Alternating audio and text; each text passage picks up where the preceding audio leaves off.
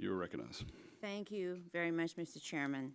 Today's hearing comes on the heels of Salt Typhoon, one of the worst hacks of U.S. history. Salt Typhoon is a wake-up call that drives home the vulnerabilities in our communications networks.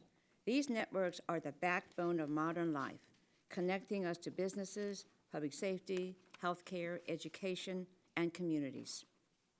That's what makes them such a ripe target for attack by malicious actors, and why we must strengthen how we protect this critical infrastructure.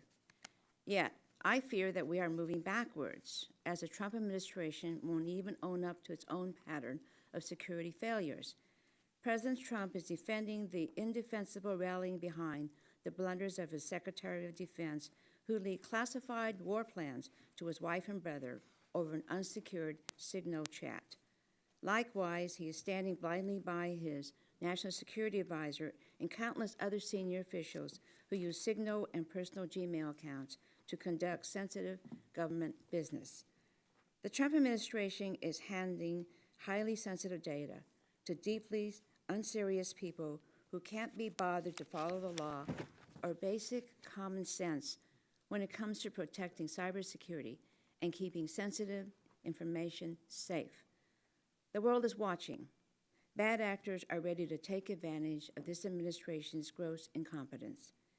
In Congress, my Republican colleagues talk tough about protecting America against foreign adversaries, but talk is cheap. Their refusal to hold the Trump administration accountable despite serious security breaches speaks volumes. Republicans are also staying silent as President Trump slashes our federal cyber workforce, gutting our nation's capability to prepare for and respond to attacks on a critical infrastructure. As one of his earliest acts in office, President Trump disbanded the Cyber Safety Review Board, leaving in limbo our investigation into the largest telecommunications hack in U.S. history. Instead, Salt Typhoon remains active as this administration jeopardizes our government's ability to assess the damage and work on solutions. As President Trump is wreaking havoc on our critical communications infrastructure with his destructive tariffs. Rather than boosting U.S. company, his tariffs have driven up costs and damaged supply chains at exactly the wrong time. Meanwhile, Democrats have been working diligently to increase network safety and protect Americans' information. As co-author of the Secure and Trusted Communications Network Act, I've been a staunch advocate of securing our network supply chain.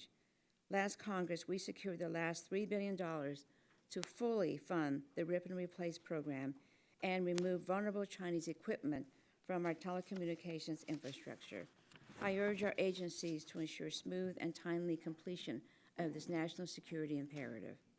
I've been dedicated to advancing innovations such as Open Radio Access Networks, or Open RAN, to bolster our supply chain diversity. And earlier this week, the Future Networks Act passed the House.